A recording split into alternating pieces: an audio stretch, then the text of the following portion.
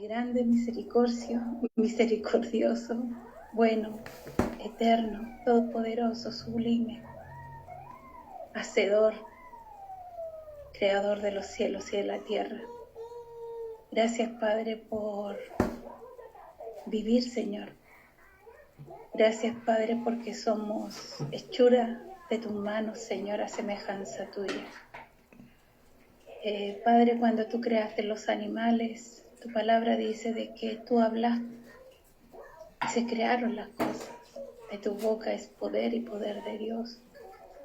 Mas, Señor, tu palabra dice que tú tomaste barro y cuando hiciste a la mujer tomaste el hueso, que fue de una manera, Señor, con una preocupación, tú hiciste, Señor, que esa obra, Señor, del hombre fuera especial, Señor, porque así te agradó, Señor, para poder nosotros participar de tu amor, Señor, participar de ti, Padre mío, para gustar de ti, Señor, para gozarnos en ti, Señor, alabarte, glorificar tu nombre, Señor, y vivir bien, Señor, siempre deseando nuestro bien, Señor, y vida.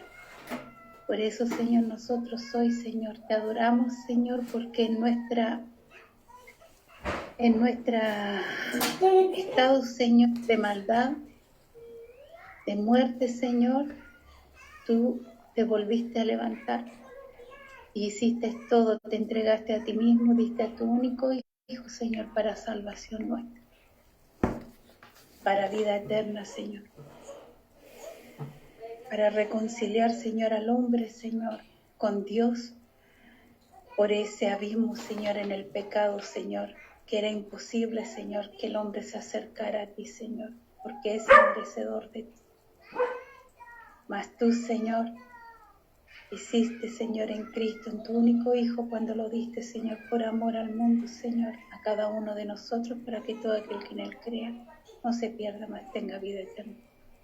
Y nosotros, Señor, con esa conciencia que solamente proviene de Cristo, con la fe y la salvación, el amor, la redención, la gracia, la misericordia, la vida que proviene de Cristo. Señor, venimos a ti, Señor, derramando en nuestro corazón necesitados de ti, Señor, donde también nos exponemos, Señor, y reconocemos nuestra falta, nuestro pecado, Señor, y nuestras batallas, Señor, como tu palabra dice, que tenemos que tomar nuestra cruz cada día y seguirte. Nosotros, Señor, te pedimos perdón por faltas, Señor, por el pecado que en este día ha transcurrido, Señor. Aquí estamos, Señor, arrepentidos, Señor, de cada una, Señor, de las instancias, las situaciones y el pecado, Señor, en que hemos caído, las faltas y nuestras debilidades, pero confiando, Señor, en que tu sangre es más que suficiente, Señor, para redimirnos, perdonarnos, Señor, lavarnos, Señor, y levantarnos, Padre Santo. Gracias, Cristo. Gracias, Espíritu Santo. Gracias por tu perdón. Gracias por tu sanidad, restauración, liberación. Gracias por la vida. Y así es como nosotros, Señor, ahora en este momento deseamos de ti. Prepara nuestros corazones como esa tierra fértil, Señor. Prepara nuestros corazones, Señor, tanto para escuchar, para hablar, Señor, para que sea renovada nuestra mente, nuestra conciencia, inconsciencia y subconsciencia, nuestro corazón, nuestro sentir, sean desembotados todos nuestros sentidos naturales y espirituales, Señor, para recibir, Señor, preparando, Señor, y nosotros también trabajando esa tierra, Señor, para que esa semilla, Señor, sea arraigada, Señor, en nuestro corazón, y sea también el crecimiento, Señor, adecuado, Señor, que tú le vas a dar, Señor, con propósito eterno. Para ti, Señor. Gracias, Padre. Toma el control tanto de la internet, Señor. Toma el control también de donde estamos, Señor, de nuestros hogares, de la situación, del tiempo, Señor, del espacio, Señor, porque todo es tuyo, Señor, para que esto sea redarguyendo para vida y edificación en cada uno de nosotros, Señor, y para quienes también vayan a ver esto, Señor. si así a ti te place, Señor. Bendice a nuestros hermanos que no se han podido conectar. Haz, Señor, en ellos, Señor, un hambre, Señor, de ti. Haz en ellos, pon en ellos ese hambre de ti, ese deseo, Señor, esa desesperación por ti. Gracias, Padre Santo. Todo esto te lo pedimos en el nombre de Cristo Jesús. Amén. Amén. Gracias, mamita. Bueno, hoy día vamos a continuar, ¿cierto?, con la octava plenaria, si mal no recuerdo, sobre la segunda venida del Señor Jesucristo. Y, ¿cierto?, habíamos quedado en el análisis de Mateo 24, así que vamos a abrir Mateo 24 para que sigamos analizando este tema. Y habíamos llegado a las siguientes conclusiones. Obviamente ya no voy a hablar de eso porque ya lo vimos bastante extensamente. Llegamos a la conclusión, ¿cierto? Y nuestra pregunta es: los escogidos en la gran tribulación de Mateo 24, ¿a qué escogidos se está refiriendo? Porque sí o sí hay que admitir de que dentro del contexto bíblico que está hablando Jesús, hay un grupo de escogidos que va a estar durante la gran tribulación, ¿cierto? Y que van a ser recogidos después de su venida. Nosotros ya vimos extensamente, ¿cierto?, de que las Escrituras no nos permiten dividir la segunda venida en dos partes, ni aún usando las palabras en el griego, ¿cierto? Como se usa, vemos que el significado de las mismas palabras en los pasajes que se usa para hablar de una venida secreta o del rapto solamente, esas mismas palabras nos denotan algo público, algo visto, ¿ya? Independientemente de que esa palabra en algunos pasajes se usa para hablar de una revelación que va para la iglesia, eso no nos da ninguna prueba de que en este hecho particular, ¿cierto?, se esté siendo una revelación únicamente para la iglesia, porque la Biblia no lo dice. No hay pasaje que nos diga de que va a haber un rapto secreto. Es solamente conjeturas de las raíces de las palabras para poder explicar una teoría. Nosotros tenemos que entender que ya vimos eso. Entonces, nuestra pregunta es: los escogidos que van a estar en la gran tribulación, ¿quiénes son? ¿Son el pueblo de Israel? Porque esto dice esta teoría, de que los escogidos que van a estar en la gran tribulación, que dice Mateo 24, y que van a ver la segunda venida del Señor Jesucristo, supuestamente la segunda parte de su segunda venida, que es pública, va a haber un grupo de escogidos que van a estar ahí presentes y que después de esta manifestación pública, supuestamente, ellos van a ser recogidos, refiriéndose al pueblo de Israel, ¿verdad? Vimos nosotros de que no puede ser el pueblo de Israel los escogidos que estén en la gran tribulación. Primero, bueno, esto es un resumen, ya lo vimos con los textos bíblicos, ¿cierto? Porque la Biblia nos muestra claramente de que el pueblo de Israel no se va a convertir durante la gran tribulación, sino que la plenitud del pueblo de Israel que Dios ha escogido para que se convierta va a entrar en la venida del Señor Jesucristo. Ya vimos los textos bíblicos de eso, incluso Pablo hace referencia a eso, que cuando entre, ¿cierto?, el pueblo de Dios que ha sido endurecido, haciendo referencia al pueblo de Israel, no toda la simiente del pueblo de Israel, sino los escogidos de Dios dentro del pueblo de Israel, va a ser vida de entre los muertos para los gentiles, o para el mundo entero. Y vemos que va a pasar en la resurrección, y eso ocurre en la venida del Señor Jesucristo, en la venida pública. Ya vamos a hablar sobre las resurrecciones, ¿ya? Entonces, ahora estamos viendo si realmente, ¿cierto?, estos escogidos se están refiriendo a los discípulos. Ya hemos visto hartas partes, ¿cierto?, donde vemos de que el contexto bíblico, vemos de que claramente Jesús les está hablando a los discípulos. Y vemos de que vimos de que esos discípulos se extiende a la iglesia en particular, que no es para esos judíos convertidos en ese momento, sino que se extiende a la iglesia. Ya vimos los versículos bíblicos que nos dan, ¿cierto?, los indicios de que esto se extiende a la iglesia, ¿ya? Entonces vamos a continuar, porque en el análisis quedamos hasta el versículo 22 de Mateo 24. Versículo 22 de Mateo 24. Vamos a ver. ¿Qué dice el versículo 22? Dice: y si aquellos días no fuesen acortados, ninguna carne sería salva, mas por causa de los escogidos, aquellos días serán acortados.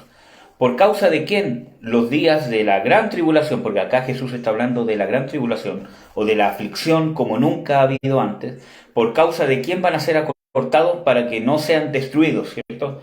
A causa de los escogidos. Este pasaje nos muestra de que los escogidos van a estar aquí. Nosotros vimos de que no puede ser bíblicamente o escatológicamente el pueblo de Israel a quienes Jesús está haciendo referencia de estos escogidos. Y estamos tratando de comprobar si realmente se está refiriendo a los discípulos y a la iglesia. Ya lo hemos comprobado parcialmente, pero vamos a seguir con ese análisis. Vamos a ver. Primero, Jesús les está hablando a quiénes. ¿Quién es la audiencia de Jesús? Los discípulos, la iglesia. Vamos a ver Juan 15, 16, Juan 15, 14 al 16. Juan 15, 14 al 16 dice: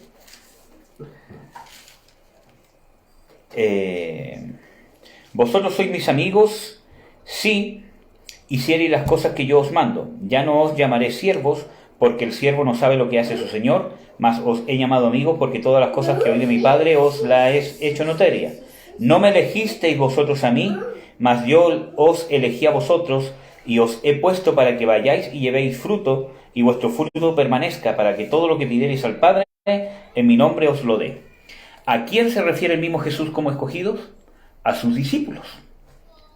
No me elegisteis vosotros a mí, sino que yo os elegí a vosotros. Es la misma audiencia que le está hablando aquí en Mateo 24, 22. Por lo tanto, esto nos está dando indicios, nos está dando pruebas de que los escogidos de Mateo 24 se está refiriendo a los discípulos. Vamos a ver el versículo 8 del mismo Juan 15. Dice: y en esto es glorificado mi Padre, en que llevéis mucho fruto y seáis así mis discípulos.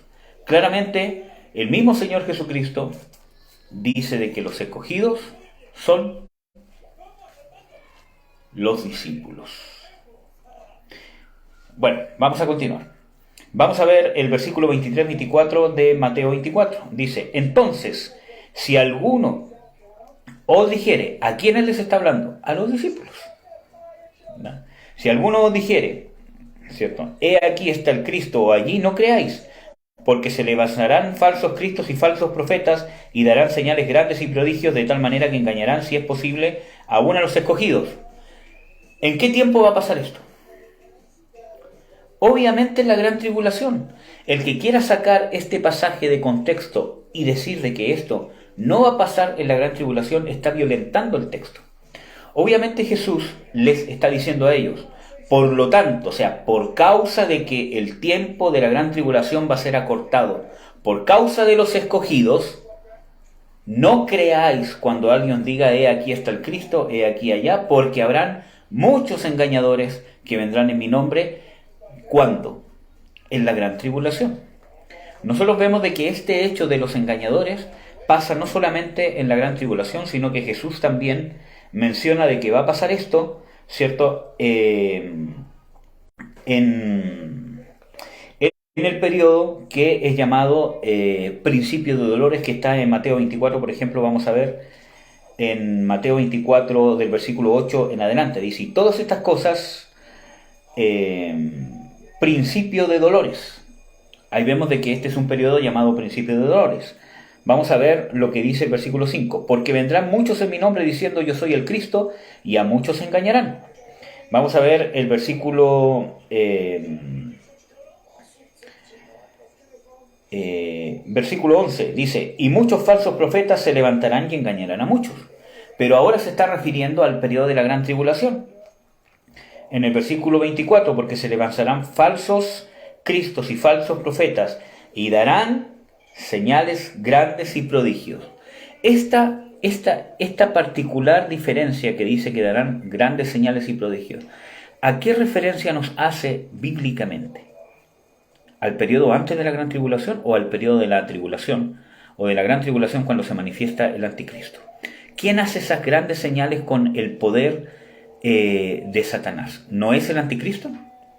Es el anticristo el que hace estas señales. Y nosotros lo vamos a comprobar aquí en la Biblia, aunque ya lo vimos en los otros estudios, ¿cierto? Pero vamos a ver en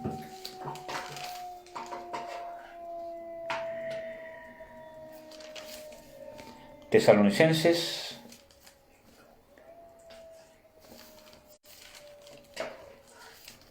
Déjenme buscar el pasaje. Segunda Tesalonicenses 2, versículo 8, dice: Y entonces será manifestado aquel inicuo, el cual el Señor matará con el espíritu de su boca y destruirá con el resplandor de su venida. A aquel inicuo cuyo advenimiento es según operación de Satanás, con grande potencia y señales y milagros mentirosos, y con todo engaño de iniquidad en los que perecen, por cuanto no recibieron el amor de la verdad para ser salvos. Entonces vemos de que estas señales, ahora, ¿para qué hablar de Apocalipsis? En Apocalipsis dice, cierto, de que la bestia y el falso profeta harán grandes señales y maravillas y engañarán y el mundo va a quedar pasmado.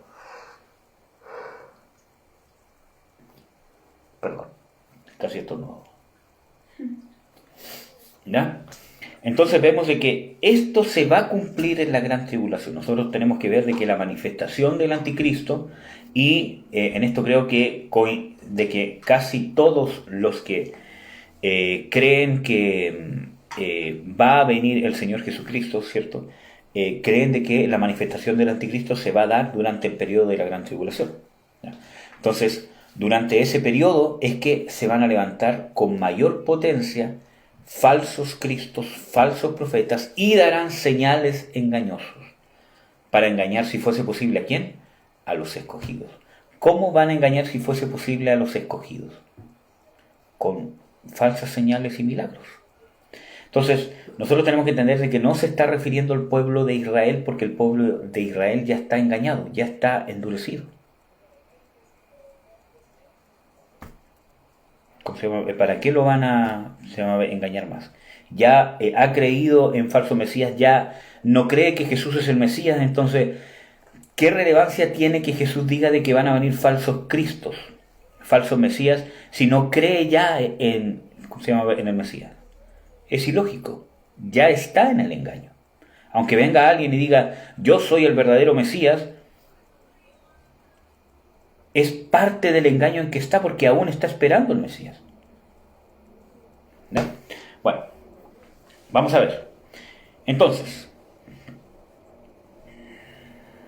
nosotros ya vimos de que los judíos van a conocer quién realmente es Jehová, o sea, con el Señor Jesucristo, ¿cierto? Después de la gran tribulación o la asolación desoladora. Ya lo vimos, ¿cierto?, en los otros estudios. Los escogidos son la iglesia, ¿cierto? Vamos a ver el tema de la manifestación del anticristo, que ya vimos algunos pasajes, pero vamos a poner más respaldo en Apocalipsis 13, del 13 al 14. Apocalipsis 13, del 13 al 14. Dice: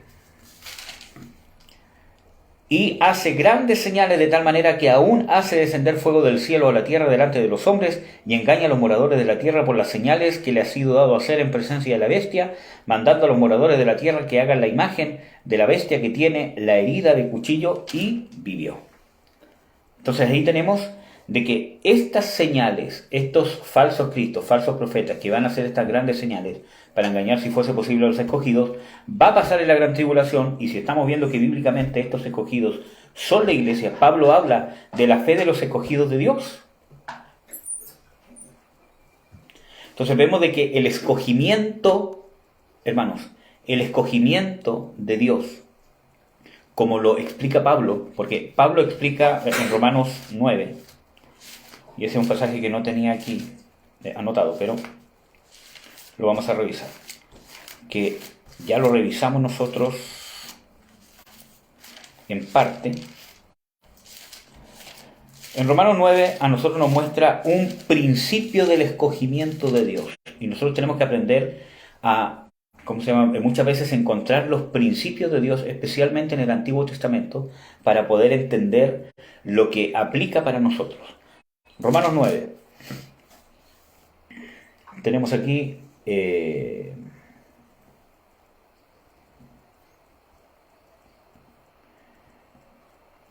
Romanos 9,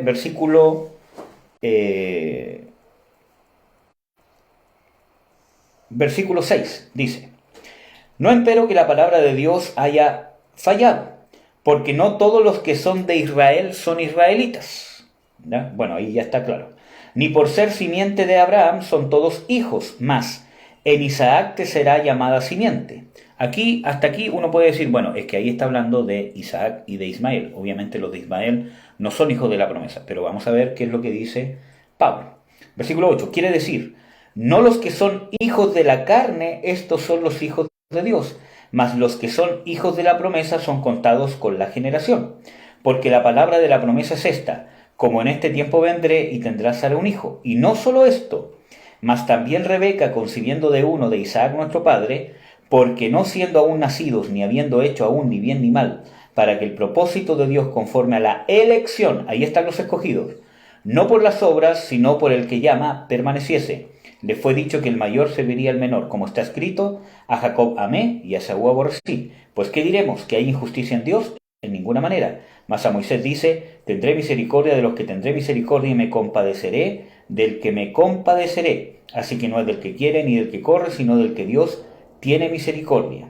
Entonces aquí vemos de que está hablando, ¿cierto?, de un escogimiento, de un propósito de Dios que va en un escogimiento, pero que no solo involucra a los escogidos del pueblo de Israel. Aquí vemos que a los que son llamados conforme a la promesa. ¿Cuál promesa? ¿Cuál es la promesa más grande que Dios le dio a Abraham? Que él llegó a decir que era peregrino en esta tierra, como dice Hebreos 11.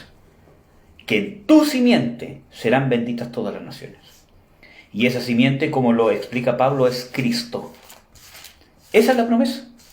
Los hijos de la promesa, Abraham, los según la elección de la promesa, ¿quiénes somos? Todos los que hemos sido salvos, todos los que hemos nacido de nuevo, porque dice de que nadie puede venir al Padre si no es por Jesucristo. Nadie puede venir a Cristo si no lo trae el Padre, y nadie llama a Jesús Señor si no es por el Espíritu Santo. Ahí vemos cómo obra Dios trino en la salvación del hombre. Vamos a ver otro pasaje, ¿cierto?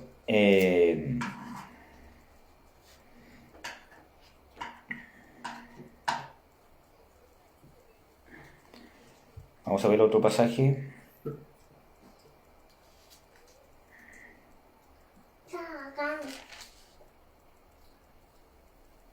Aquí está. Vamos a abrir Gálatas, capítulo 4. Vamos a ver una alegoría.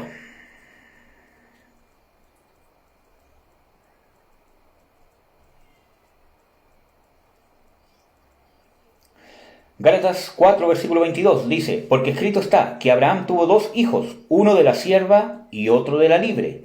Mas el de la sierva nació según la carne, pero el de la libre nació según la promesa. Para poder entender esto, hay que entender primero el contexto al cual Pablo está escribiendo esta carta de Gálatas.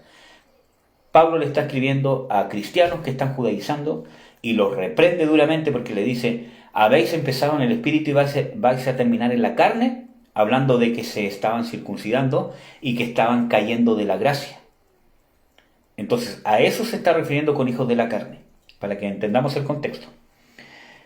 Pero el de la libre nació por la promesa, versículo 24, las cuales cosas son dichas por alegoría, porque estas mujeres son los dos pactos, el uno ciertamente del monte Sinaí, el cual engendró para servidumbre, que es Agar. Está hablando de judaizar, de todo lo que tiene que ver con el judaísmo, ¿cierto?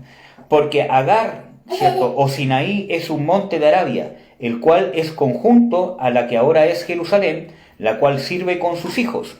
Obviamente de Jerusalén está hablando, ¿cierto?, de lo que no es judaizar, lo que es haber recibido, como dice Pablo, a Cristo en el Espíritu. Y Pablo explica de que tanto judíos como gentiles necesitan nacer de nuevo en un nuevo hombre. Y también cuando él confronta a Pedro, ¿cierto?, él dice, sabiendo que nosotros, y creo que está en esta misma carta,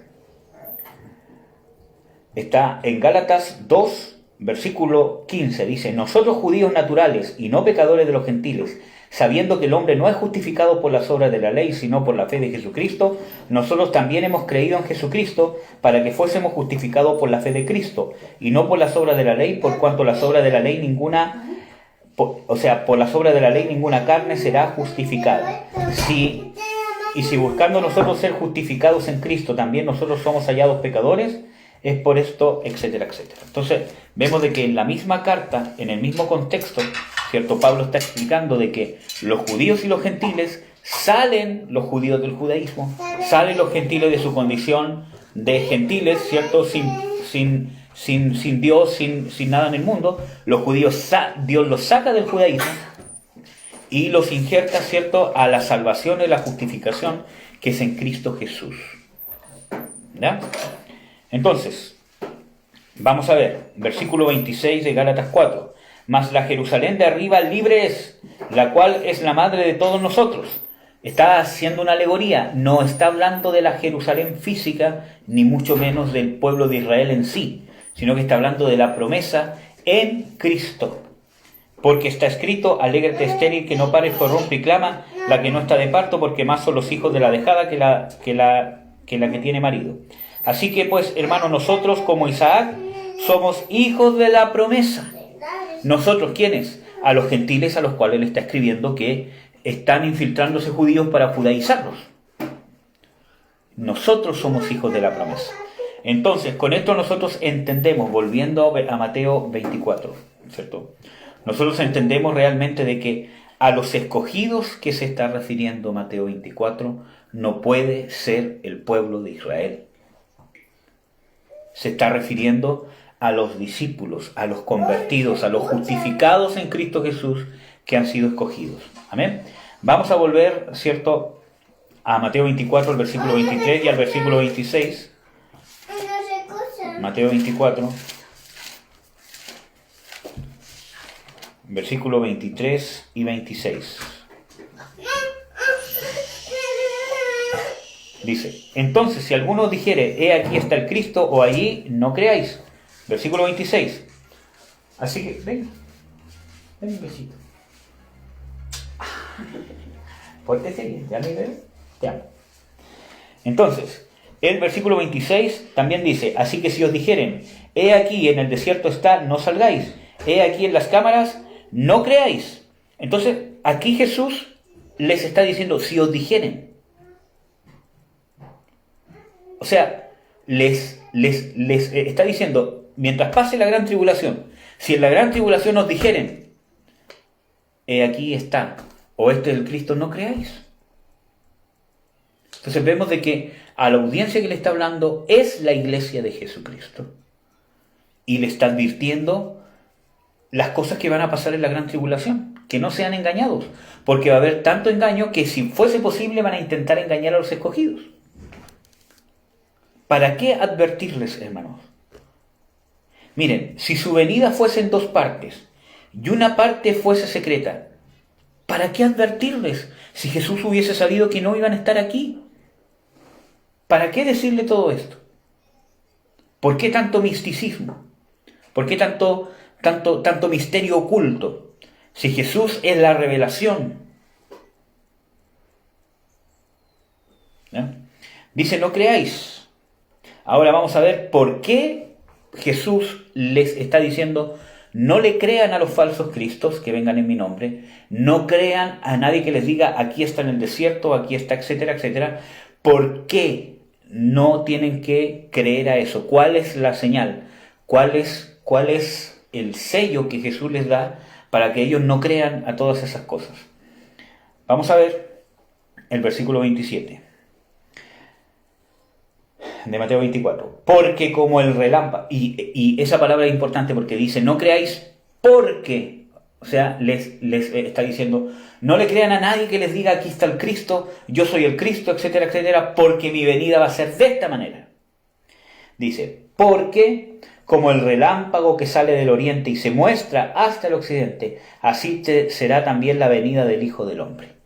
Este es el versículo que muchas veces se usa para decir de que este versículo está haciendo referencia a una venida secreta y de que eso de que se mostrará como relámpago solamente se va a mostrar a la iglesia. Miren, hermanos, nosotros vamos a ver claramente de que este versículo, incluso sin analizar las raíces de las palabras en griego, por sí solo nos muestra de que no puede ser algo oculto y que no se está refiriendo solamente a que solamente la va a ver la iglesia. Porque si no, aquí diría, porque como el relámpago que sale del oriente y se muestra solo a ustedes. O que diga, ¿cómo se llama? No se preocupen, porque ustedes sí o sí van a verme llegar, o yo los voy a arrebatar. ¿Por qué no decirlo claramente?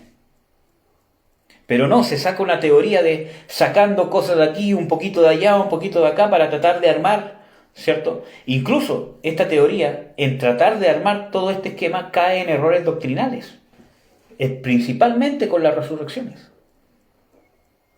Entonces, vamos a ver.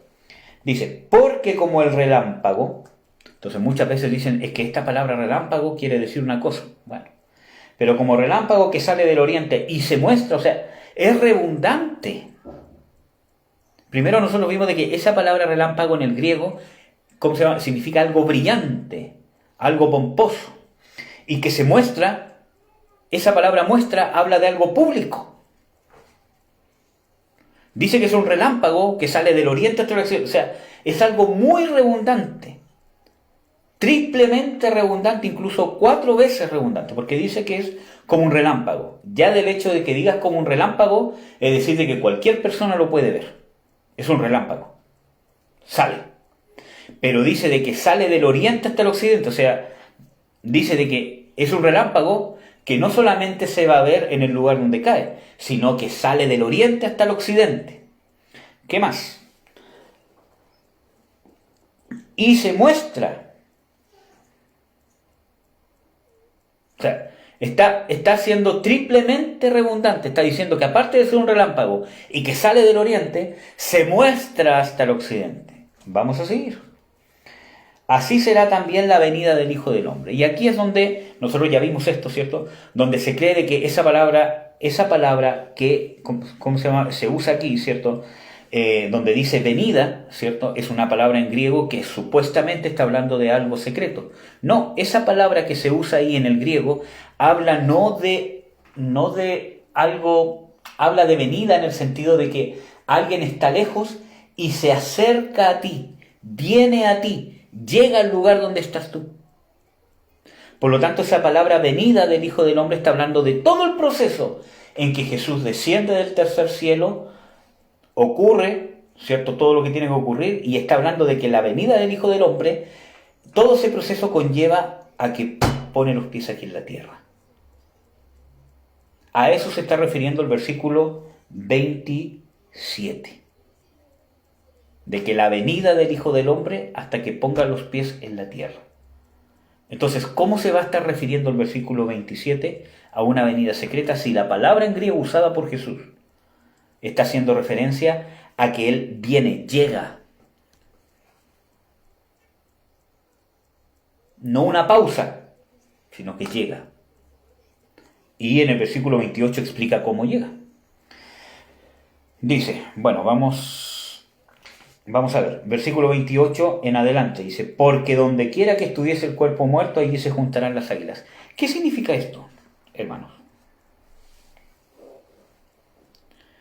Nos está hablando de un propósito de su venida, o sea, le dice, porque, ¿cierto? Dice, ya, vamos a... Primero le está hablando a los discípulos, los escogidos de la gran tribulación, vemos que no puede ser el pueblo de Israel, y nos queda que es la iglesia, y que la Biblia nos está diciendo de que son los discípulos.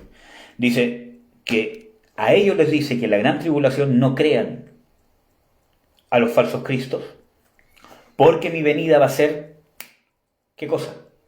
Va a ser visible, como un relámpago que sale del oriente y se muestra hasta el occidente. Así va a ser mi venida, por lo tanto, si alguien les dice aquí está el Cristo, no le crean, porque todos la van a ver. Va a ser, aquí no habla nada del rapto, hermano. ¿Por qué Jesús no lo dijo claramente? tranquilos, yo los voy a guardar, yo los voy a arrebatar. Entonces, vemos de que Jesús nos dice de que su venida va a ser, o sea, esa es la señal por la cual nosotros no vamos a ser engañados. Y dice, ¿por qué? Porque pone otro por qué. Dice, porque como el relámpago. Entonces está explicando por qué no han de ser engañados, cómo va a ser su venida, de que va a ser visible, de que no es concebible de que sea dividible en dos partes. La Biblia no nos deja dividir a la segunda venida en dos partes. La Biblia no lo deja hacer, ¿cierto? Ahora, viene y dice, ¿por qué? Y ahí está hablando del propósito de su venida. Vamos a ver Apocalipsis 19, 17, 21. Les está diciendo, ¿por qué va a ser así la venida del Hijo del Hombre? ¿Por qué va a ser visible? ¿Por qué va a ser como el relámpago? Vamos a ver. Apocalipsis 19, versículo 17 al 21. Y vi un ángel que estaba en el sol y clamó con gran voz diciendo a todas las aves que volaban por medio del cielo, venid y congregaos a la cena del gran Dios, para que comáis carnes de reyes y de capitanes y carnes de fuertes y carnes de caballos y de los que están sentados sobre ellos y carnes de todos libres siervos, de pequeños y grandes. Y vi la bestia y los reyes de la tierra y sus ejércitos congregados para hacer guerra contra el que estaba sentado sobre el caballo y contra su ejército. Y la bestia fue presa y con ella el falso profeta que había hecho las señales delante de ella con las cuales había engañado a los moradores a los que tomaron la señal de la bestia y habían adorado su imagen. Estos dos fueron lanzados vivos dentro del lago de fuego ardiendo de azufre. Y los otros fueron muertos con la espada que salía de la boca del que estaba sentado en el caballo, y todas las aves fueron hartas de las carnes de ellos. Volvemos a Mateo 24. A esto está haciendo referencia el Señor Jesucristo.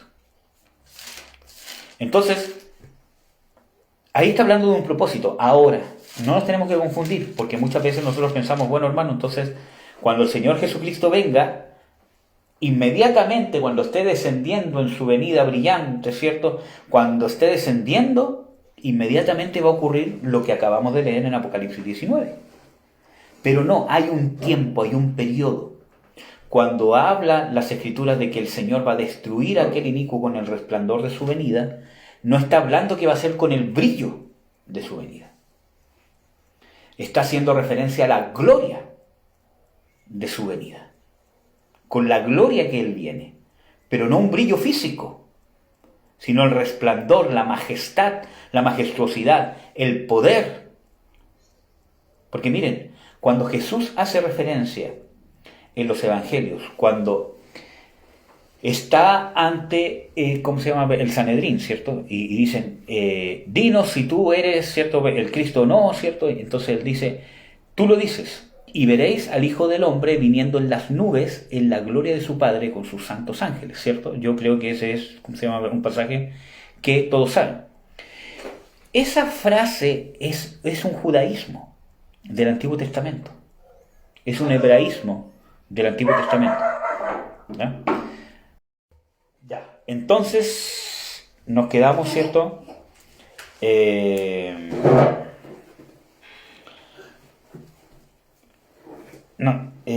Nos quedamos en cierto de que el Señor Jesucristo está haciendo referencia, y cuando la Biblia nos habla de que aquel inicuo será destruido con el resplandor de su venida, ¿cierto? Y con la espada que sale de su boca, ¿cierto? O con el espíritu que sale de su boca, no está hablando de que va a ser un evento inmediato, sino que hay un tiempo.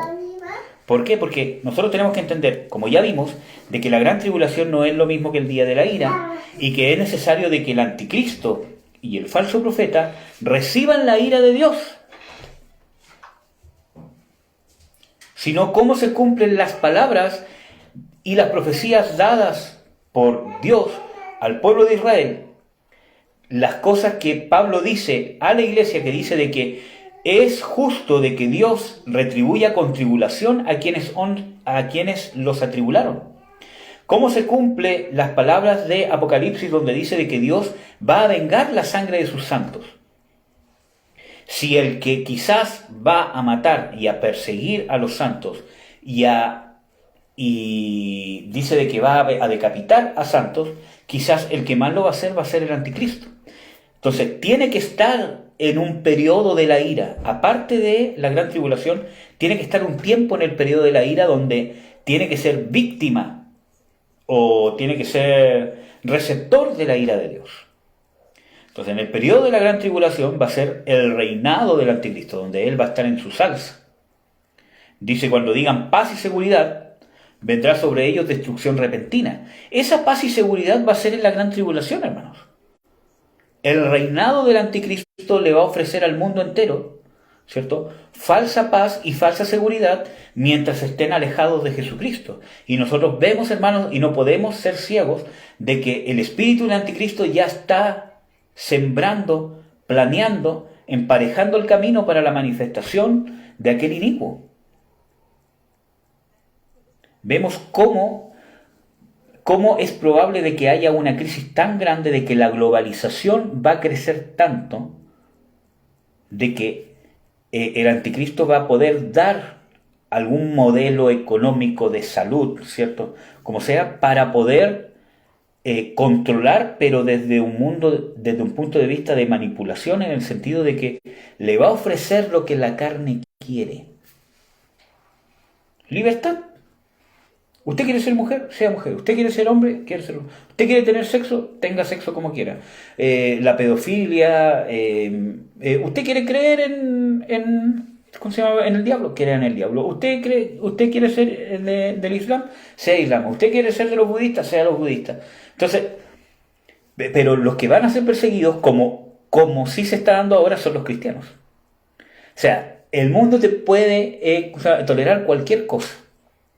El budismo, el islam, te puede tolerar cualquier creencia, ¿cierto? Pero la justicia de los cristianos no te la tolera. Y eso es porque la justicia de los cristianos no es humana, y mucho menos diabólica, sino establece el reino, confronta las tinieblas.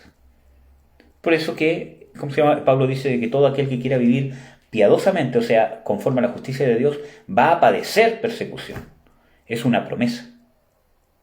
Entonces, bueno, junto con la promesa del mismo Señor Jesucristo, dice, en el mundo tendréis aflicción. Bueno, entonces vemos, ¿cierto?, de que este hecho que leímos en Apocalipsis 19, ¿cierto?, ocurre, ¿cierto?, al término probablemente de la ira de Dios. Ahí culmina la ira de Dios y empieza el reinado milenial del Señor Jesucristo. Como lo dice en Mateo 21. Dice, y fue atado, ¿cierto?, Satanás por 1000 años. Entonces vemos realmente de que ese periodo de la gran tribulación va a ser el reinado del anticristo. Los atribulados van a ser los escogidos, los creyentes, el pueblo de Israel también, con epicentro en Jerusalén y en el pueblo de Israel, y como consecuencia la persecución social, moral y judicial a la vida cristiana. Ya vemos de que se está pavimentando el camino para eso, hermanos. Y posteriormente va a venir el Señor Jesucristo de forma visible, porque no hay otra forma en que viene, como lo ordena Mateo 24 el mismo Señor Jesucristo, ¿cierto? Y ahí empieza el periodo de lucha, donde el anticristo va a empezar a congregar a las naciones, porque eso no puede pasar en un día, hermano. ¿Cómo mueves millones de tropas para luchar? Entonces, todo ese va a ser un periodo que va a llevar un periodo de tiempo. Y esa batalla va a culminar en el hecho que sale ahí en Apocalipsis 19. Por eso nos encontramos con pasajes donde el anticristo está durante la ira y sufre de la ira. Y a través de eso mismo engaña aún más a las naciones. Miren, este Dios que llegó aquí es un Dios terrorífico, ¿cierto?, que impide de que se arrepientan. Bueno, pero ese es otro tema que quizás lo vamos a tocar después. Entonces, ¿por qué va a ser visible su venida? Porque se efectuará la ira de Dios, la cena del gran Dios. Por eso que Jesús dice de que va a ser visible, porque es el tiempo de la retribución, es el tiempo de la venganza. Miren, hermanos, hay que ver, amados hermanos, de que hay profecías en la Biblia de que tienen cumplimiento parcial. Y hay un ejemplo que creo que es el mejor ejemplo. Vamos a ver Lucas 4:18. ¿Por qué les digo esto? Porque nosotros vemos por medio de la historia, ¿cierto?, de que ya han habido invasiones a Jerusalén. En el año 70 o 90, si mal no recuerdo, ¿cierto?, hubo una invasión de los romanos a Jerusalén. Y muchas de estas cosas que están escritas en Mateo 24 pareciera que se estaban cumpliendo. Por eso de que tanto Pablo como muchos otros pensaban en un principio de que la venida del Señor Jesucristo era inminente. No porque creyeran lo que hoy día la mayoría de las iglesias creen, en un rapto secreto, sino porque estaban viendo de que realmente muchas de estas cosas se estaban cumpliendo, en el sentido de que Jerusalén iba a ser sitiada, ¿cierto?, e iba a ser invadida por los romanos. Entonces, muchos de esos primeros cristianos creían que era inminente, no porque creyeran en un rapto secreto, sino porque creían de que el anticristo se estaba manifestando seguramente en el emperador romano. Pero nosotros vemos de que no vino Cristo, porque fue un cumplimiento parcial. Hay cosas que pasaron ahí, pero hay cosas que todavía faltan que se cumplan. Y yo les voy a dar un ejemplo de estos cumplimientos parciales, para que vean de que es bíblico, pero hay que discernirlo bien. La Biblia tiene que decirlo. Por ejemplo, nosotros nos encontramos por qué creemos nosotros de que aún falta que se manifieste aquel inicuo. Porque la Biblia nos da indicios de él que aún no se han cumplido en la historia. Vamos a ver, por ejemplo, un ejemplo de estos cumplimientos parciales en Lucas 4, versículo 17. Y le fue dado el libro del profeta Isaías, y como abrió el libro, halló el lugar donde estaba escrito: el Espíritu del Señor está sobre mí, por cuanto me ha ungido para dar buenas nuevas a los pobres, y me ha enviado a sanar a los quebrantados de corazón, y pregonar libertad a los cautivos, y a los ciegos vista, para poner en libertad a los quebrantados, para predicar el año agradable del Señor. Y enrollando el libro, lo dio al ministro. Vamos a ver lo que leyó Jesús. Vamos a Isaías.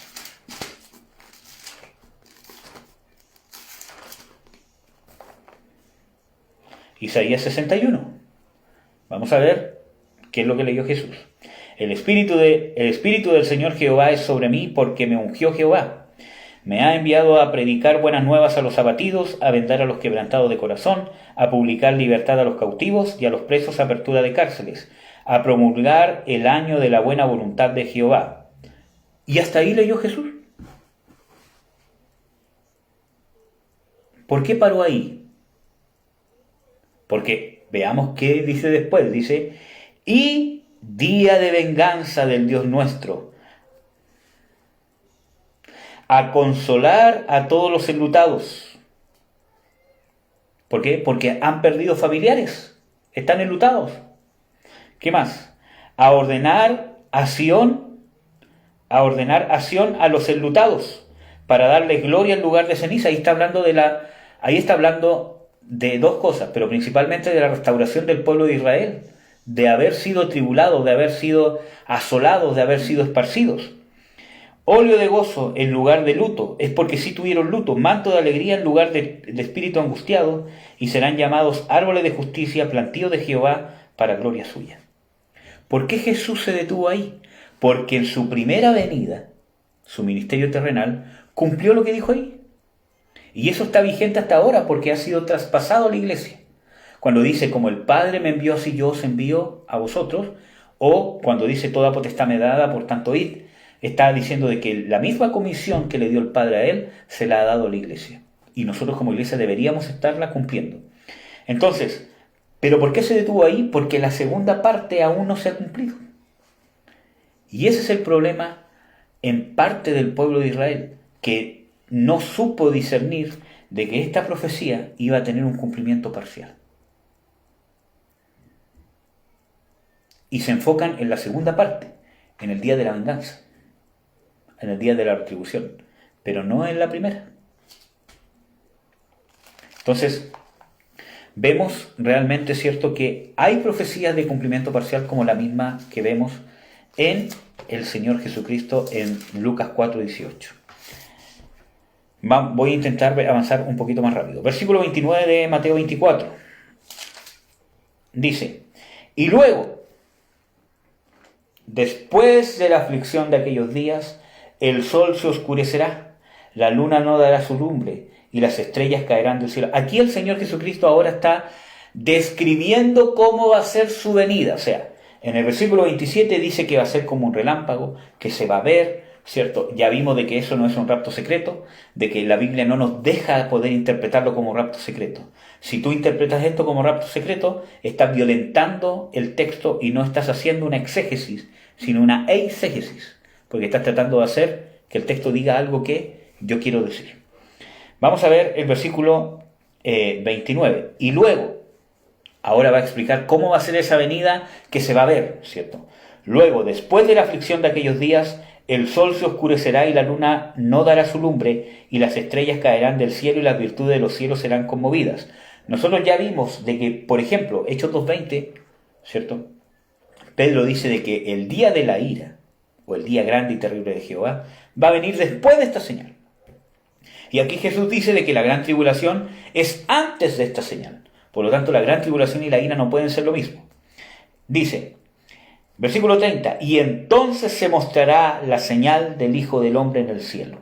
Está describiendo lo que dijo de Mateo 27, hermanos. No son dos venidas diferentes. En el versículo 27, en el 24-27 dice que se va a ver como relámpago. Y en el 30 la está describiendo cronológicamente. Dice que primero van a haber señales en el cielo, después de las señales en el cielo, entonces se mostrará la señal del Hijo del Hombre en el cielo, y entonces lamentarán todas las tribus de la tierra, y verán al Hijo del Hombre que vendrá sobre las nubes del cielo con grande poder y gloria.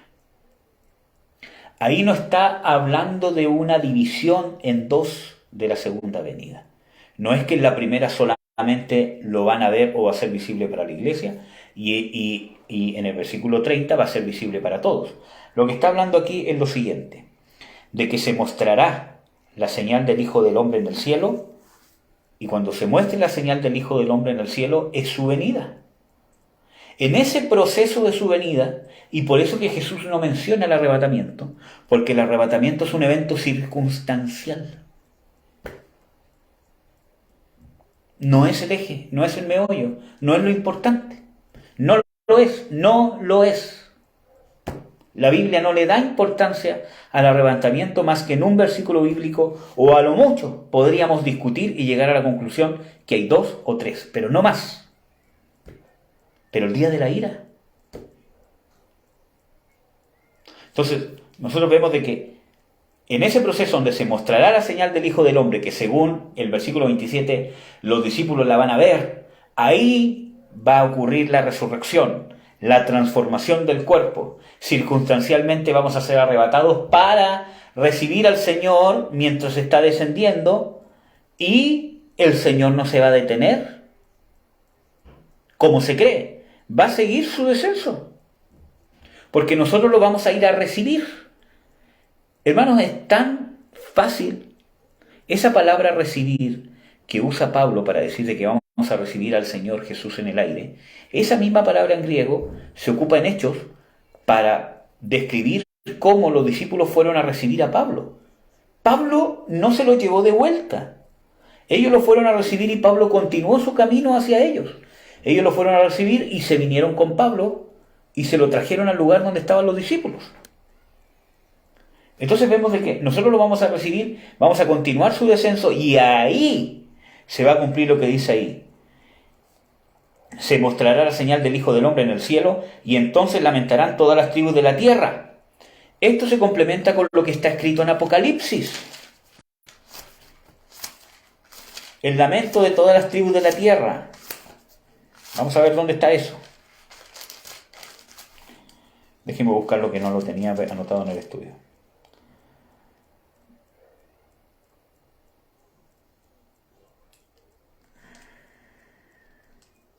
Aquí está. Vamos a ver. Apocalipsis 6:12. Apocalipsis 6:12.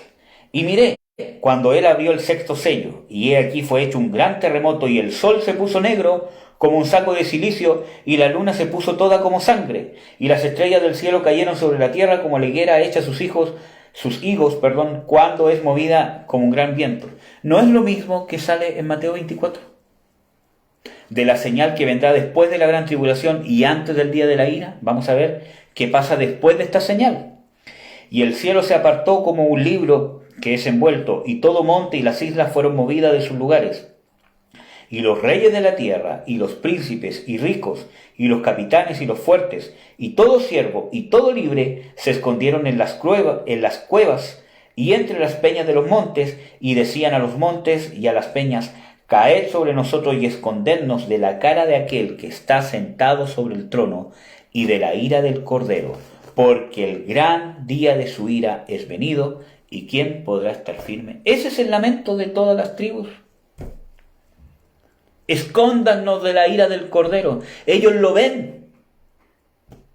Ven a Cristo. Esa es la señal del Hijo del Hombre, que viene en su gloria. ¿Cierto? Acuérdense de que cuando ese hebraísmo de que cuando vienen las nubes es para hacer juicio. En el Antiguo Testamento, ¿cierto? Dios habla de venir en las nubes, ¿cierto? Cuando hablaba de venir a hacer juicio. Y era algo que solo se usaba para Jehová. Por eso que para los judíos fue una blasfemia. Porque era una frase divina. Porque hablaba de ejecutar un juicio divino. Por parte del mismo Dios. Entonces, vemos de que cuando vienen las nubes con su gloria, entonces alguien aquí me puede decir: ya, pare, hermano. Pero los versículos bíblicos donde se hace referencia a que Jesús viene, ¿cierto?, con sus santos ángeles, también nosotros podemos encontrar alguna referencia de que viene con su iglesia. Claro que sí. Pero miren, Jesús habla de que viene en la gloria de su Padre con sus santos ángeles. También habla las Escrituras en Hebreos, en Hebreos 12:1, que tenemos tan grande nube de testigos, hablando de todos los mártires y los héroes de la fe que han muerto. Y eso se cumple, hermanos. Porque Jesús viene con esa nube. ¿Cuál es esa nube? Los testigos de Hebreos 12. La Biblia se interpreta a sí misma. ¿Cuál es la nube? Hebreos 12. Y esos son los espíritus de los justos, todos los justos, hermanos, porque los héroes de la fe de Hebreos 11 no van a resucitar después, como lo vamos a ver. Porque ese es un error doctrinal sobre las resurrecciones. Ellos van a descender juntamente con Cristo. Ahí está descendiendo su iglesia. Hermanos, si un porcentaje mínimo va a ser la iglesia que va a estar viva el día que venga el Señor Jesucristo, en comparación con todos los que han muerto justos desde Adán hasta el día de la venida del Señor Jesucristo. Como Adán, Abraham, Isaac y todos los que murieron en la fe, porque Hebreos 11 habla de que murieron en la fe y de que murieron sin recibir la promesa para que no fuesen perfeccionados fuera de nosotros. ¿Qué nos dice ese pasaje bíblico? De que ellos ya habían entrado a la salvación, pero no fueron perfeccionados en el sentido de que eso todavía no era consumado, porque faltaba que entraran toda la plenitud de todos los que Dios ha escogido para la salvación. Pero ¿cómo, hermanos, si Jesucristo aún no moría? Nosotros ya explicamos esto de que el sacrificio de Jesucristo trasciende y de que todas las personas que murieron en la fe, ¿cuál es la fe que justifica? Abraham, ¿cómo fue justificado? ¿En qué fe? ¿No es el padre de la fe? ¿No es el padre de nuestra fe? ¿No dice de que todos los que estamos en Cristo somos hijos de Abraham porque somos justificados en Cristo Jesús? ¿En quién fue justificado Abraham? En Jesús, en la simiente que se le había sido prometida. Obviamente no se consumó, por eso dice de que no fueron perfeccionados fuera de nosotros, hasta que Jesús consumara en la práctica el sacrificio. Y la prueba de eso está en el seno de Abraham. ¿Quiénes estaban ahí? Los justos. ¿Justos en qué? ¿En sus obras? Por favor, hermanos, la Biblia dice de que nadie será justificado por obras, por la fe. ¿La fe en quién? La esperanza del Mesías. Ahí estaban en el seno de Abraham. Cuando Jesucristo lo consumó, dice que llevó cautiva la cautividad. Y están en el cielo y con Jesús van a descender y van a resucitar junto con los cristianos, porque murieron en la esperanza en Cristo. Son cristianos, hermanos. Murieron en la esperanza en Cristo, en el Mesías, en Jesús, en el Hijo de Dios. Y es más, incluso Jesús dice de que Abraham me vio y se gozó. Todos ellos van a resucitar. No hay indicios bíblicos de que hay una separación de resurrecciones. Por favor, hermanos. Y ahí desciende con toda su iglesia, triunfante, vencedora. Y descienden para tomar sus cuerpos, y la iglesia triunfante, que va a ser un porcentaje mínimo en comparación con todos los que van a resucitar, van a ser transformados. Por eso que el evento más importante es la resurrección más que la transformación. La transformación es un evento circunstancial, que como Pablo dice, he aquí os digo un misterio. ¿Cierto? De que van a haber algunos que van a tener que ser transformados porque, ¿qué va a hacer Dios? ¿Muéranse primero todos para que todos resuciten? Por el hecho de que están vivos necesitan ser transformados, porque como Pablo explica, lo mortal no puede heredar lo mortal. Lo corruptible no puede heredar lo incorruptible. Por lo tanto, es circunstancial que necesitan ser transformados para poder heredar, porque no alcanzaron a morir. Vamos a recibir al Señor Jesucristo en el aire, y ese descenso es el que ven todas las naciones de la tierra. Ven la señal del Hijo del Hombre, su descenso en gloria en las nubes, cómo ocurre la resurrección y la transformación en un abrir y cerrar de ojos. Nosotros subimos, vamos a recibir al Señor Jesucristo en el aire y continuamos con Él su descenso. Y eso es. Y ahí lamentarán, porque verán a Cristo y dirán, escondednos de la ira de aquel que está sentado en el trono y del Cordero. Ya vamos a hablar con más detalle de eso en los otros estudios. Entonces, vemos el versículo 29 y ya nos estamos, poniendo en el 30, ¿cierto? Ahora, ¿por qué Jesús les va a decir a sus discípulos y les va a advertir, ¿cierto?, de que no sean engañados en la gran tribulación, ¿cierto? Si ellos no van a estar en la tierra, ¿por qué les dice de que van a haber señales en el sol, en la luna, si se supone que ellos van a estar en el cielo? ¿Para qué se las dice? ¿Para qué se los usa como advertencia? ¿Ya? Ahora, vamos a ver, nos falta el versículo 31, que es el más controversial quizás. Y enviará a sus ángeles con gran voz de trompeta, ¿cierto? Y juntará a sus escogidos de los cuatro vientos de un cabo del cielo hasta el otro. Miren, hermanos, la palabra en griego para trompeta es la misma. En algunos casos varía, pero la palabra en griego es la misma. Entonces, esta teoría errada del rapto pretribulacional y de dividir en dos la segunda venida, que no lo dice la Biblia, ¿cierto?, dice de que estas trompetas son trompetas diferentes, pese a que la Biblia no los diferencia en el sentido de hacer una gran diferencia. No me voy a meter con la séptima trompeta o con las trompetas del Apocalipsis. No las he tocado, no las voy a tocar aún.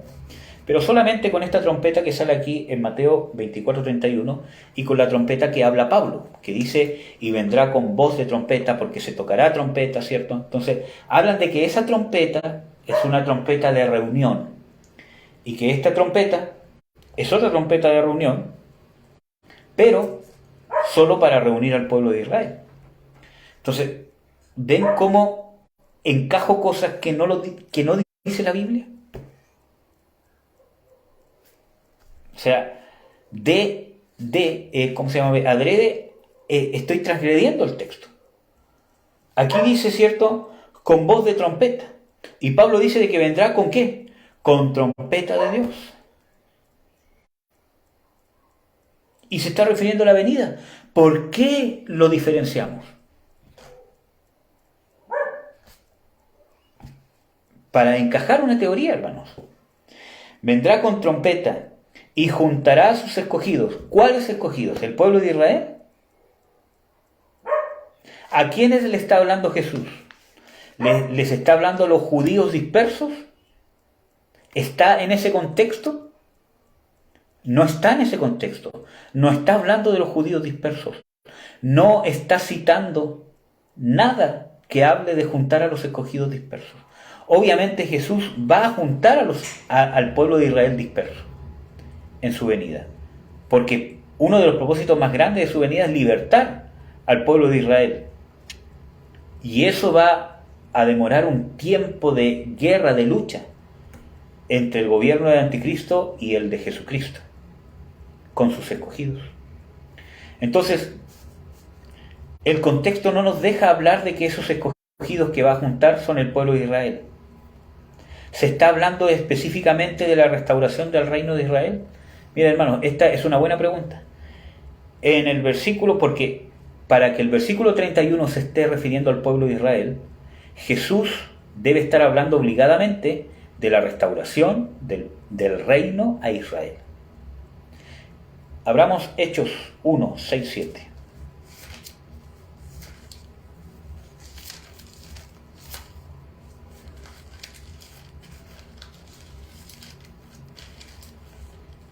Hechos 1, 6, 7 dice: entonces los que se habían juntado le preguntaron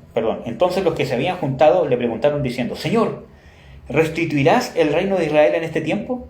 Y les dijo: no os toca a vosotros los tiempos y las sazones que el Padre puso en su sola potestad.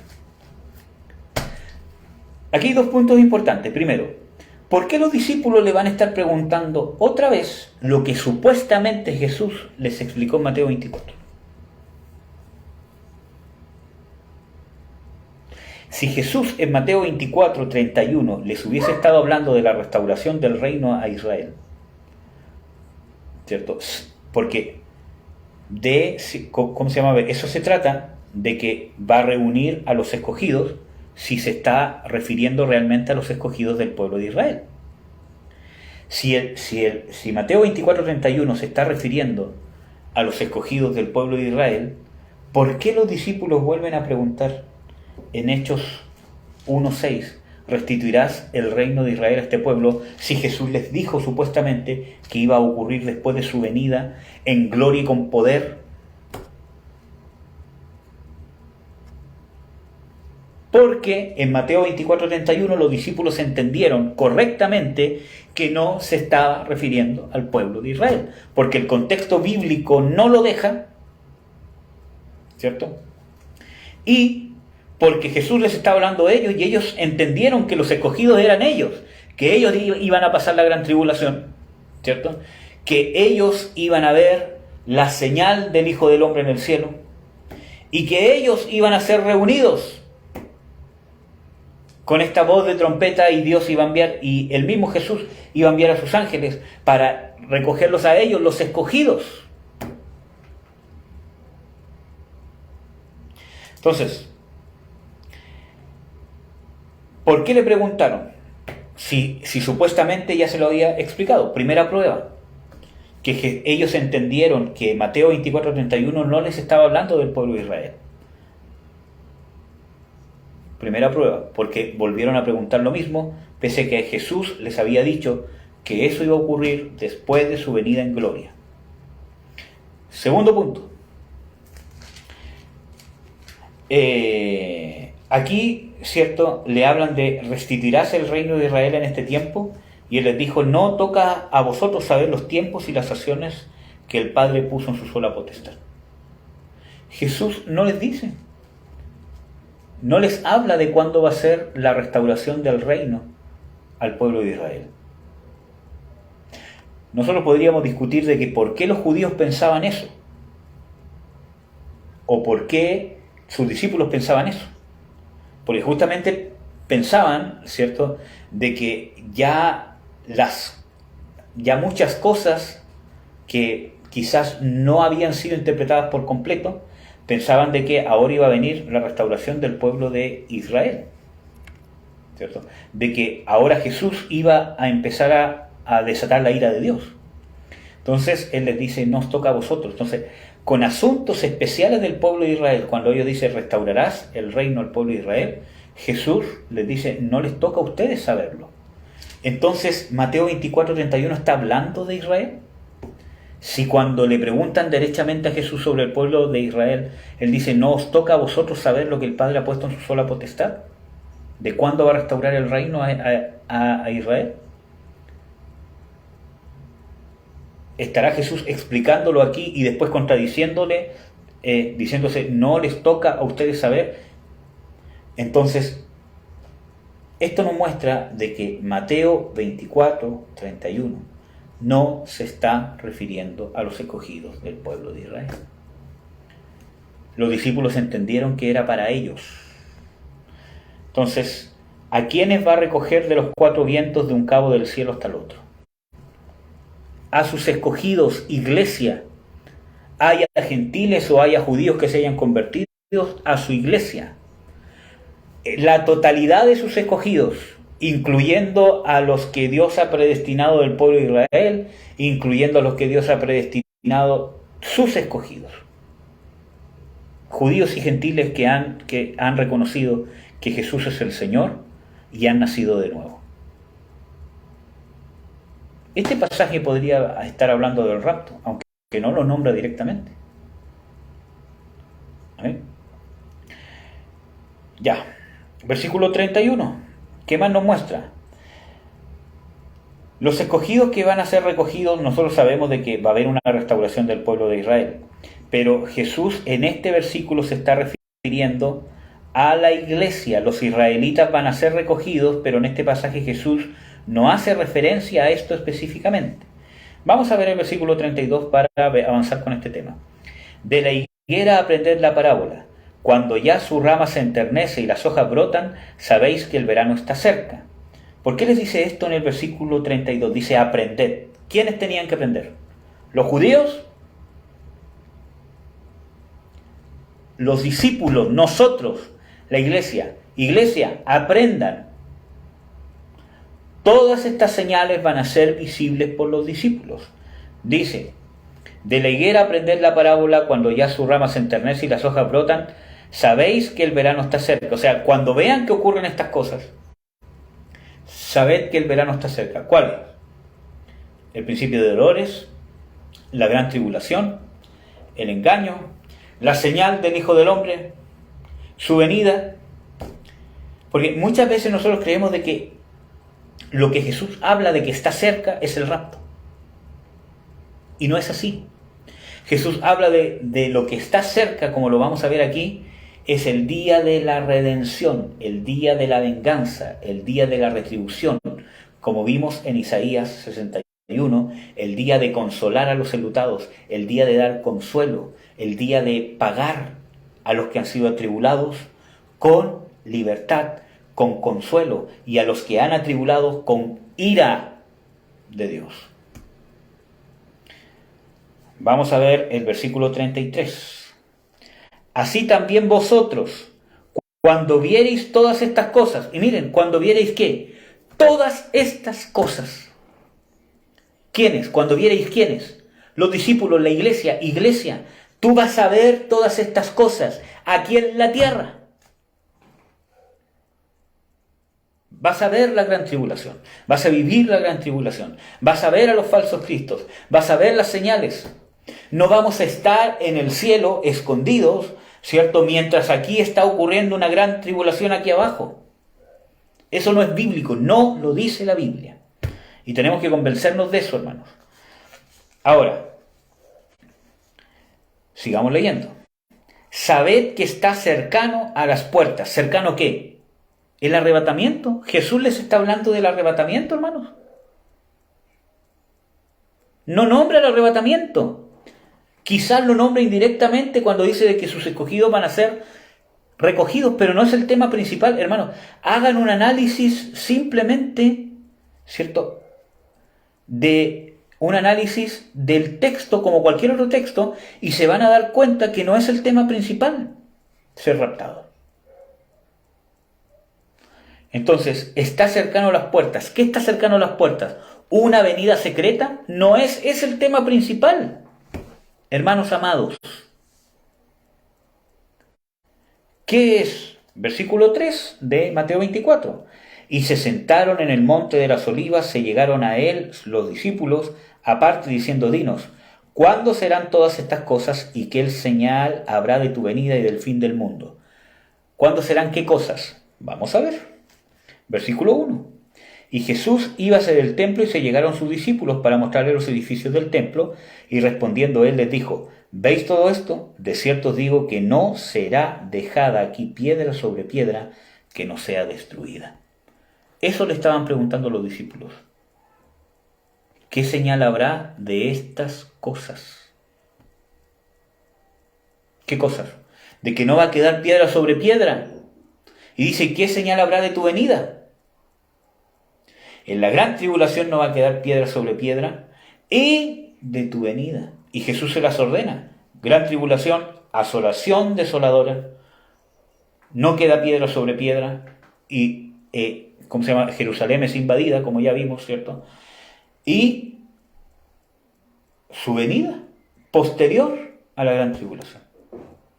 No habla de una venida secreta en ninguna parte, hermanos. Versículo 34.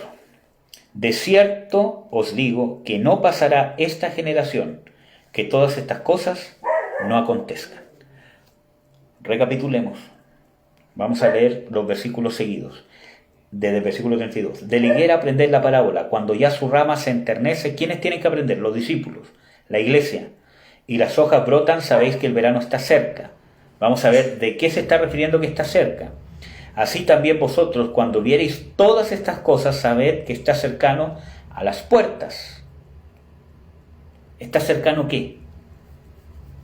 La venida de Jesús visible. Esa fue la pregunta.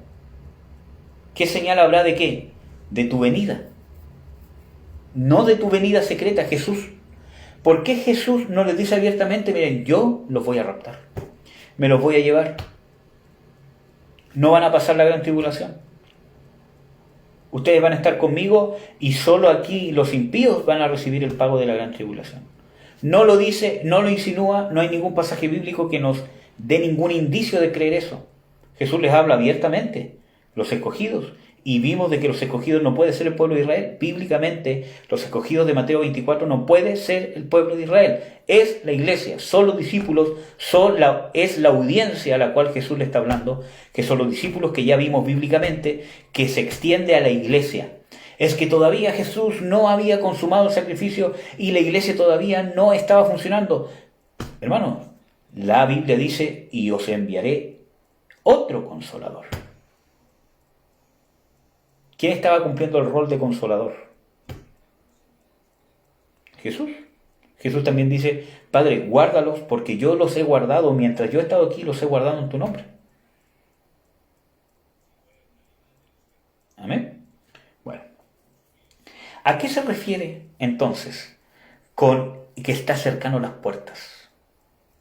El día de Jesús, donde lamentarán todas las naciones y las tribus de la tierra. Nosotros podríamos decir que incluso la gran tribulación es un periodo, una señal que nos anuncia de que la venida del Señor Jesucristo está cerca. ¿Por qué Jesús les dice esto? Porque les da esperanza. Mira, va a haber una gran tribulación, pero posterior a esta va a venir el Señor Jesucristo. Voy a venir yo a dar la retribución, a cumplir todas las promesas. Amén. Entonces, a eso se refiere con el día está cercano. No se refiere al rapto, no se refiere a escapar de nada. Vamos a ver, ¿a qué se refiere con esta generación? Dice el versículo 34, de cierto os digo que no pasará esta generación, que todas estas cosas no acontezcan. Miren, esta generación es una generación humana. ¿Se está refiriendo Jesús a una generación humana? Porque nosotros vemos de que una generación dura 40 años, o quizás puede durar un poco más. Pero está hablando de que esa generación, de toda la gente que estaba viva en ese momento que Jesús está hablando cronológicamente esto, no, hermano, porque vemos de que todas esas personas están muertas sí o sí. Entonces, ¿es una generación humana? ¿O es una generación desde 1948? Como también muchas veces se cree. Porque en 1948 vemos de que Israel se independizó en el sentido de que realmente se hizo nación. Pero nosotros ya hablamos de eso, de que eso no es un cumplimiento de ninguna de las profecías bíblicas, de nada. Porque la profecía de Dios es que Dios lo va a restituir a la tierra prometida. Y esto lo hizo con sus fuerzas, a su manera y en rebelión a Dios. Y es más, si no les queda claro con las pruebas bíblicas que hay de eso, los mismos judíos ortodoxos no estaban de acuerdo con los sionistas de hacer esto de hacerse nación. ¿Por qué? Porque sabían de que el Antiguo Testamento les decía de que Jehová tenía que hacerlo y no ellos por sus propias manos. Y ellos se opusieron, pero el movimiento sionista fue mayor. Dios tiene misericordia de su pueblo, hermanos, porque es fiel. En las Escrituras dice que nosotros podemos ser infieles, pero Él es fiel. Y obviamente los ha guardado en cierta manera, pero no es la restauración. No están viviendo, porque la restauración a la tierra prometida conlleva una conversión a Cristo del pueblo de Israel. No podemos contar una generación de 1948, hermanos. No se puede. No es bíblico. ¿Ya? ¿A qué generación se está refiriendo? Generación viene de la palabra de engendrados. Una generación, ¿cierto? Es un grupo de personas que vive por cierto tiempo, que ha sido engendrados. ¿Se está refiriendo a una generación humana o una generación cronológica? Vamos a Juan 1 del 12 al 13. Que quizás es un pasaje que ya conocen.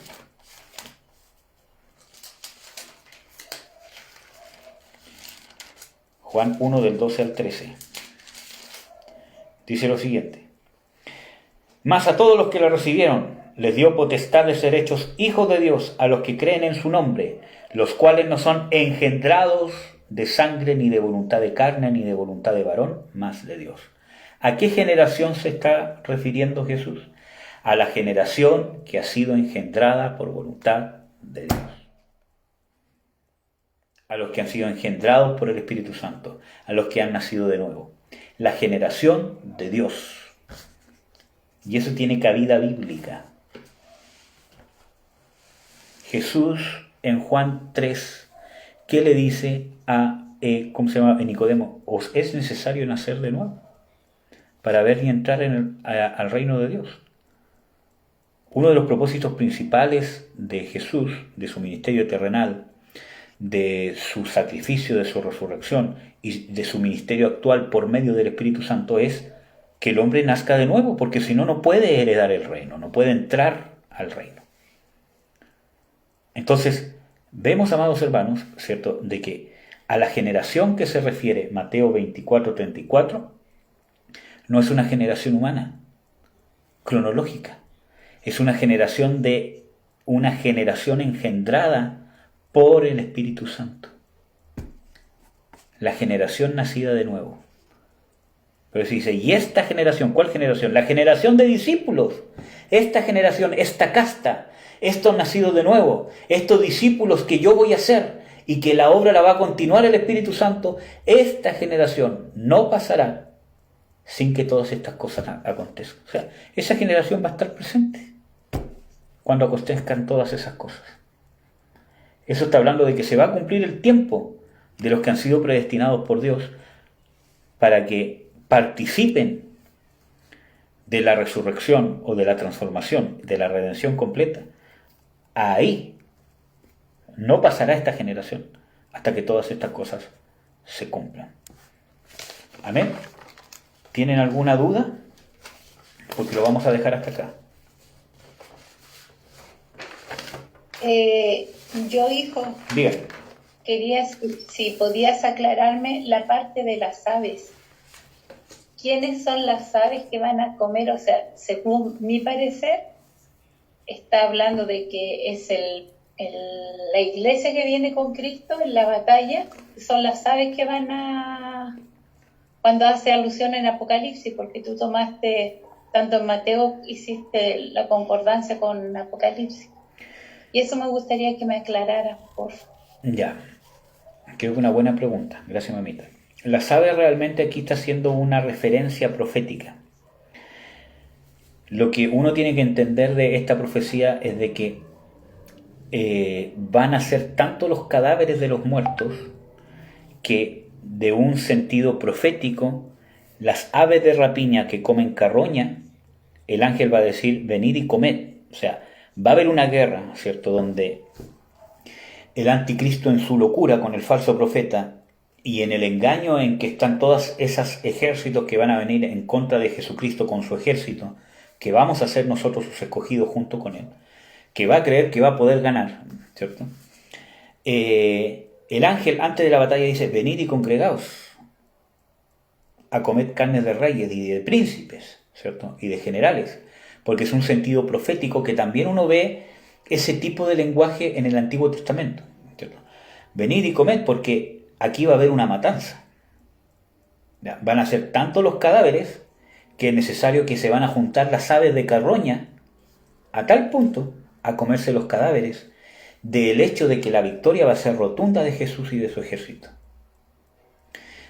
Esa es la explicación de esa profecía. Creo yo que no hace referencia al pueblo de Dios, ¿cierto?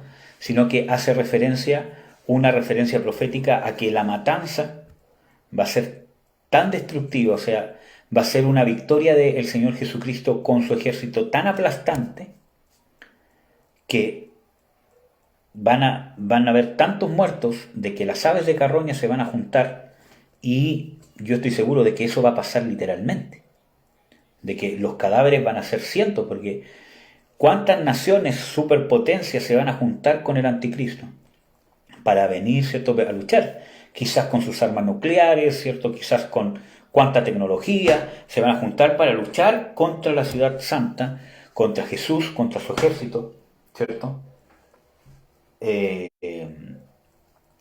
Y todas sus armas no van a valer nada y todos van a morir. Yo creo que literalmente eso se va a cumplir, que se van a juntar aves de carroña, ¿cierto? Pero es una profecía que da a entender que va a ser una derrota rotunda y una victoria aplastante de Jesús y su ejército. Que no van a haber pérdidas, sino que es un lenguaje que incluso se usa en el Antiguo Testamento también.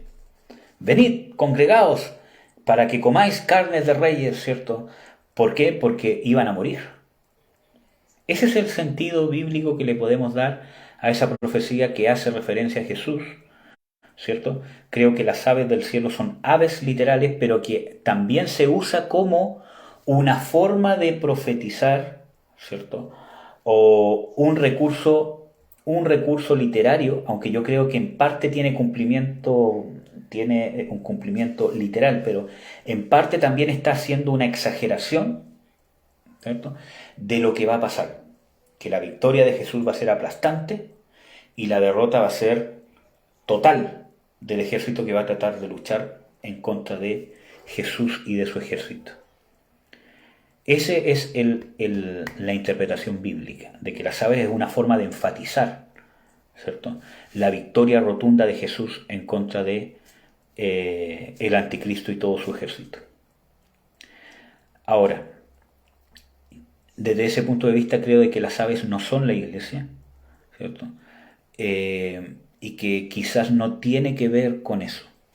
Ahora, desde otro punto de vista, quizás donde nosotros podemos sacar enseñanzas, nosotros podríamos usar esta frase del Señor Jesucristo y de Mateo 19, podríamos usarla, ¿cierto?, para enseñar otras cosas que quizás no tienen nada que ver con la segunda venida. Como se llama, por ejemplo, el hecho de que las aves de carroña, ¿cierto?, van donde hay un cuerpo muerto, independientemente que esté este versículo bíblico o no, pero del hecho de que las aves de carroña van donde está el cuerpo muerto, eso nos puede dar una enseñanza de que en la Biblia las aves son los demonios, ¿cierto? Hay algunos pasajes bíblicos que nos habla de eso, donde Jesús habla ciertas parábolas, ¿cierto?, y hace alusión a que las aves pueden ser demonios o son demonios. Y la carne, ¿cierto? Pablo habla en Romanos 7 de que el cuerpo de esta muerte, hablando sobre la naturaleza pecaminosa. Independientemente de este pasaje de Mateo 24 y de Apocalipsis 19, nosotros podemos sacar una enseñanza de que cuando nosotros estamos en la carne, polulan demonios, porque los demonios se alimentan de la naturaleza carnal. No es esta forma la base de esta enseñanza. La Biblia nos muestra de que Satanás opera en la carne. Y hay otros pasajes bíblicos que nos enseñan eso. Pero desde el punto de vista escatológico al que se está refiriendo literalmente Mateo 24 y Apocalipsis 19, está haciendo un énfasis, está ocupando un recurso literario para hacer un énfasis en la victoria aplastante de Jesús en contra de sus enemigos. Por eso que Jesús dice de que habla de su venida, dice, porque donde estuviese el cuerpo muerto, allí se juntarán las águilas. Está diciendo, yo voy a venir a dar el pago. Ahora los enemigos van a morir. Y se hace alusión a lo que está escrito en Apocalipsis 19. Entonces, ese tipo de lenguaje también se encuentra en el Antiguo Testamento. Entonces, esa es quizás a lo que se podría estar refiriendo sobre las aves. ¿Cómo se llama? No sé si respondí su pregunta, mamita. Amén, sí, gracias. Muchas gracias. Quedó súper claro. Amén, mamita. Bueno, vamos a orar para terminar. Padre, en el nombre de Jesús te bendigo, te doy las gracias, Señor, por tu misericordia, por tu amor, Señor. Padre, te ruego que abra nuestro corazón, Señor, para poder entender estos temas tan relevantes y que esto nos ayude a prepararnos para tu segunda venida, a ser fieles, a descubrir tu voluntad, a ejecutarla por obra, a ordenar nuestras vidas desde lo más íntimo de nuestros pensamientos y de nuestro ser hasta lo más externo, a ordenar nuestras familias, nuestro llamado, nuestro ministerio y todas las cosas que muchas veces tú ya nos has hablado que debemos ordenar y priorizar. Señor, yo sé que este tema, especialmente este tema en particular, Señor, hay mucha gente que lo rechaza, Señor, porque a veces se abraza tanto una teoría que cuando se habla de esto hay un rechazo muy grande dentro del pueblo del Señor Jesucristo. Yo te ruego, Señor, que des luz, Señor. No es un tema salvífico, no es un tema que nos haga que uno deje de ser hermano o no, pero sí es un tema que nos va a llevar a la condición cristiana en que vamos a estar. Y eso sí creo, Señor, que es relevante.